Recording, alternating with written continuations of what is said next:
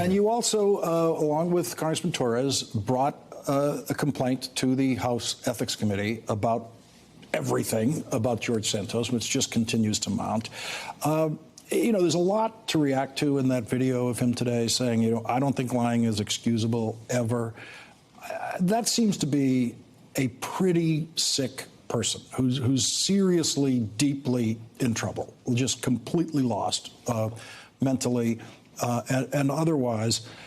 But at the same time, he is the target pretty clearly now of a Justice Department investigation.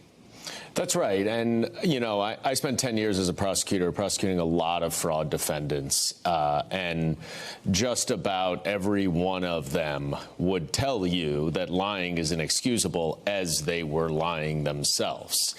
You know, that interview does nothing for me. I think the thing that really jumps out is the combination of him withdrawing from his committees in conjunction with that poll saying that the vast majority of voters want him to resign. And we've heard over and over from Speaker McCarthy, Elise Stefanik, other members of the leadership, well, let the voters decide, and they voted for him.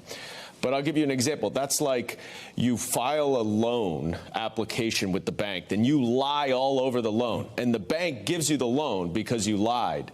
And then afterwards you say, oh, well, the bank gave me the money, so therefore it's okay. Of course it's not okay. And the fact that he is such a problem and so unworthy of the office that he has to come off of his committees just means that he shouldn't be in Congress. Why is Kevin McCarthy lying about telling him to resign from his committees, which is the way it had to happen? I mean, if McCarthy has 1/4 of a brain, he would have brought him in the room and said, George, listen, I need you to resign from the committees, but I want you to say you did it because I'm in a thing with the Democrats about trying to knock people off committees, so I don't want to formally knock you off the committee. I mean, what's going on there? Well, it's so transparent. First of all, it's been so transparent that Kevin McCarthy just needs his vote. George Santos cast the deciding vote for Kevin McCarthy to be Speaker. And it's so clear that that's what he's doing. And this is a half measure that tries to buy some time while still giving Kevin McCarthy George Santos's vote.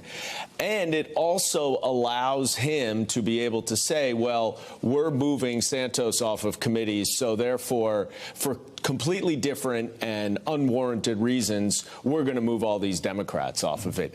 It's no coincidence that the conversation they had was yesterday. He resigned from his committees today, and tomorrow they're going to try to kick Ilhan Omar off of the Foreign Affairs Committee. None of this is very difficult to see exactly as it's transpiring. Is that going to come to a floor vote on Congresswoman Omar?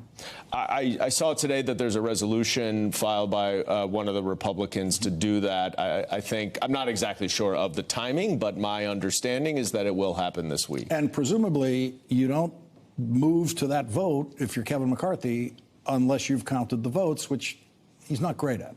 Yeah, I mean, we went through 15 votes for the Speaker. So, you know, if this was Nancy Pelosi, it would never go to vote unless, you know, she knew that we had the votes.